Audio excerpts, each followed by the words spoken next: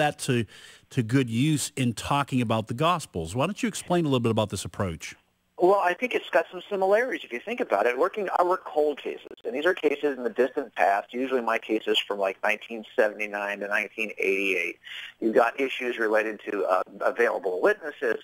Typically, I don't have an eyewitness who is living who can tell me, oh, yeah, I saw him do it. If that was the case, it wouldn't be cold. I also don't have cases that have the benefit of forensic evidence. I don't have any DNA cases or cases that have been assisted by a slam dunk set of fingerprints at the crime scene. All of my cases are circumstantial, being pieced together with a circumstantial case that's built cumulatively, put in front of a jury, making a claim about an event in the distant past. Well, this is what we're doing when we look at the events around the first century. You know, did Jesus really resurrect the dead? Are these reliable eyewitness accounts? We've got an event in the distant past, no living eyewitnesses, no forensic evidence. We have to build this case the same way I build every cold case. So I do think that these principles of cold case investigations do cross over and help us to make a case for the Christian worldview. You know, when we talk about in some of the materials that we got from those that are promoting the book, you've had a lot of cases that have been, you know, featured on Dateline, Court TV, and Fox News. As you examine some of the cold cases, and by the way, that's one of my wife's favorite shows, Cold Case. Sure, yeah. How easy is it from an apologetics standpoint when many of the people who oppose Christianity, you know, vigorously, and they say, I don't believe any of the, you know, you can't, you know, the New Testament Gospels aren't reliable. How easy is it when you start presenting the evidence to them? How is it easy to kind of at least open their eyes? It may not be easy to flip them, but to open their eyes to the fact that, well, maybe this guy's not an idiot who believes in this.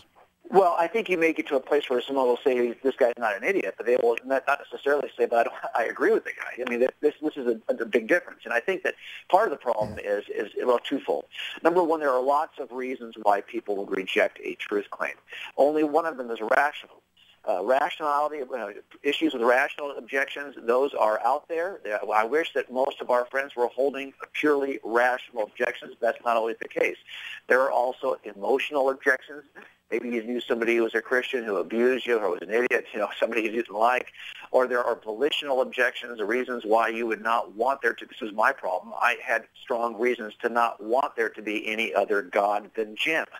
Jim was doing a pretty good job of being his own God, and I didn't want there to be anything else out there.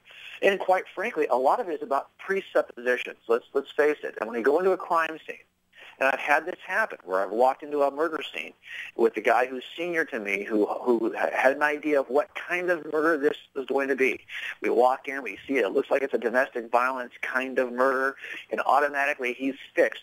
Let's find this gal's husband, because I'm sure if she's married or she's got a boyfriend, that's who killed her. Well, we wasted a lot of time on that case because that was not the person who, she didn't even have a boyfriend. She didn't have a husband.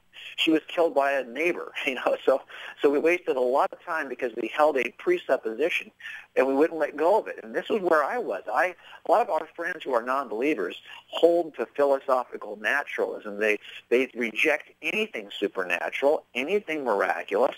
The minute they read an account of something miraculous in history, they automatically reclassify it as mythology. Or you offer an explanation which is supernatural through some kind of scientific process, and they reject it out of hand. They hold to this presupposition. And this is what clouds their investigations. You can't, if you're going to reject the mere possibility of anything supernatural, then it's going to be awfully hard to start an investigation to determine if God exists or if a resurrection actually occurred, because these are foundationally supernatural beings or events. So you're going to have to, I think, suspend your philosophical naturalism if you want to do this investigation properly. The same way I would have to suspend my presuppositions about what kind of murderer did this homicide before I can accurately investigate the homicide. And that's the biggest, I think, biggest burden we have in sharing the truth of this, is that a lot of our friends and family simply reject the supernatural out of hand. Talking to Jim Wallace. Jim's the author of the book Cold Case Christianity, subtitled A Homicide Detective Investigates the Claims of the Gospels. You have a website? I see you have a website for the book, right? Yes, just coldcasechristianity.com, and you can reach me at the Stand to Reason website also, which is str.org. The Christianity, if it's not true, even I'm thinking about the impact that Christianity has had since its inception 2,000 years ago. Wow, what a hoax! Yeah, I mean, Yeah. what? I mean, you're talking about theological, you're talking about civilizations being built on this idea. yeah. Well, this is a good point. I think what you have to look at here is that this is, I always assumed as an atheist, as a pretty adamant, obnoxious, pain in the rear atheist until I was 35. I didn't believe any of this because I was skeptical of people to begin with. Most people in the profession I work will not tell me the truth the first time around. I've got to almost trick them into telling me the truth. And so I assumed from the very beginning that these guys were either lied up front and did a vast conspiracy, which was pretty dramatic, as you said, or their story was changed over the centuries after they were gone and were not available anymore to say, hey, it didn't happen that way. So one of the things we look at in the book, I try to give you 10 principles that we use in cold case investigation. Even if you're not a believer, if you're not even interested, these are 10 principles that you could use in any investigation of anything. And then we take those 10 principles and turn a corner in the second section of the book and apply them to the eyewitness accounts to determine if they're reliable. And one of the things I had to determine up front is, were these written early enough to have been written by eyewitnesses? Because if they were, that's helpful. It's helpful because it's harder to lie earlier than it is to lie later, because if you're lying early, number one, you're lying in front of people who were standing there and would know better if it was wrong, would know better if you were lying. So the early dating of the Gospels was important to me. Were they written early enough to have actually been written by eyewitnesses? We make an important case, I think, in the second section of the book to demonstrate that. But even more importantly, what do they say early on? And has that changed over the generations as people modified or added to the account, added the miraculous events, added the resurrection, changed the account, and so now we have more than the simple teaching rabbi named Jesus. We have this miraculous miracle worker who's claimed to be God and now is walking on water and rising from the dead.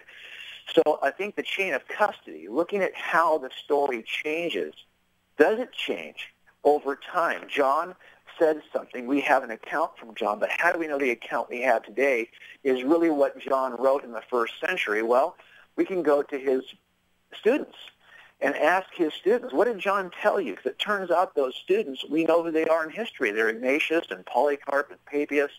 These folks wrote letters that still exist today. And in these letters, they describe what they know about Jesus. And we can compare it to what John says in the gospel we possess today. And we can go to the students of the students, Irenaeus, the students of the students of the students, Hippolytus. We can trace the story of Jesus down through history and see if it changes. It turns out it never changes. It's written early by people who were available to be eyewitnesses, and it's still the same story we have today, that Jesus is a miracle worker who claimed to be God and rose from the dead. Now, this process that you've laid out and these principles, did those play a part in your conversion from atheism to Christianity? Yeah, they really did. Now, I'll tell you this. I believe that God has to do something first to remove the enmity that we all have toward the things of God. But as this happened for me, I began to take a fair look at the evidence. And this book is really a chronicle of my personal journey looking through these pieces of evidence. In the end, I was convinced that the disciples, the apostles' writings, that the Gospels were reliable. But I still didn't even understand the gospel of salvation. What is it that Christianity proposes? Why did Jesus need to die on a cross? I believed that he did, and that he wrote, that those accounts were reliable, that he rose from the grave. But my questions were still bigger. Why did he have to do it that way at all? And I remember laying in bed with my wife and staring at the ceiling and saying, hey, I don't get it. I believe it's true. But do you understand? Because she was not a believer either, you know. I said, do you understand why this would have to happen this way? She said, no, I don't. So we had to take another step. It wasn't until after I was convinced the Gospels were reliable that I started to examine what is the gospel message of salvation. See, it was a kind of a weird process for me. And when I discovered who I was and what a desperate need I had for a Savior, then it made sense what the gospel authors were writing about. And I think that's when I began to move from belief that to belief in. You know, that's that step you take. It's more than just intellectual assent. It's this trust. It's this, you taking your trust and placing it in some truth to do something for you that you can't do for yourself. That step, for me, occurred after I was already convinced of the reliability of the Gospels. And for a lot of us who are skeptics, that is the journey I hear repeated over and over and over again with the people who now read the book. They'll say, yeah, this is my personal journey, or I know somebody who had that same personal journey of having to be convinced of the Gospel's reliability first and then moving from belief that to belief in. You know, Jim, the Dan Brown approach to Christianity, that this is what we have now is the result of a big conspiracy. Do you think it was possible for the apostles to have created this conspiracy, and that was, you know, went all the way down to the Nicene Council, and then, you know, things were changed, right. All that whole rigmarole that's actually gains in popularity over the last, you know, 5 or 6 years? Well, I typically say that I think anything is possible, but that's not what counts in jury trials. What counts in jury trials is only what's evidentially reasonable. Is it possible? Yeah, of course, because anything's possible, but it's absolutely not reasonable. And it's not reasonable because folks like Dan Brown probably don't investigate conspiracies for a living, and I do. Many of my murders are conspiratorial. They involve more than one person. And if you've ever had to break a conspiracy to get to the truth of the matter, you understand that there are 5 principles, 5 elements that need to be present for any conspiracy to be possible. I won't get into all those details on this. I'm not sure we have time for that. We have two minutes. Yeah, we have 2 minutes, Jim. Okay, good. So what they are is basically this. You need the lowest number of possible conspirators. The lower the better.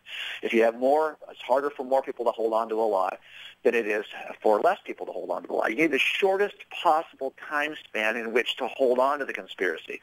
A great conspiracy is where 2 people do a crime. 15 minutes later, one guy kills the other one. Great. We had 2 people involved, had a very short conspiracy. That's probably can survive. The next thing you need, this is critical, is extremely good communication between co-conspirators. So if they're separated and one knows what the other one has already said so he can mimic that person's statement, if they can't talk to each other and they don't know what's been said, well, that's a problem. And it makes it difficult to hold on to the conspiracy. The next thing you need is if you've got strong family relationships, you know, it's hard to get a dad to cop out on his son or a mom to cop out on her son.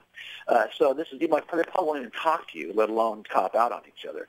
So if you've got strong family relationships, that actually helps the conspiracy to survive. And the last thing is that you need to have the lowest possible pressure on the conspirators. If no one ever confronts conspirators, they don't ever tell the truth. You know, it's just the nature of it. But here you have a conspiracy which supposedly is done by 12 people holding on to the same lie. That's unheard of. I mean, this is the kind of thing I know that makes good movies and makes good dramas and makes good books, but in practical, it's very hard to get 12 people to hold on, especially when they can't talk to each other, separated by thousands of miles. Jim, we're out of time. Very interesting. The website is coldcasechristianity.com. Jim Wallace has been our guest. That's the title of the book he's written, Cold Case Christianity, a homicide detective investigates the claims of the Gospels. Give our best to Greg, and we look forward to talking to you again sometime real soon. Hey, thanks, guys. I appreciate your time. All right, very well. Thanks for listening to us today on the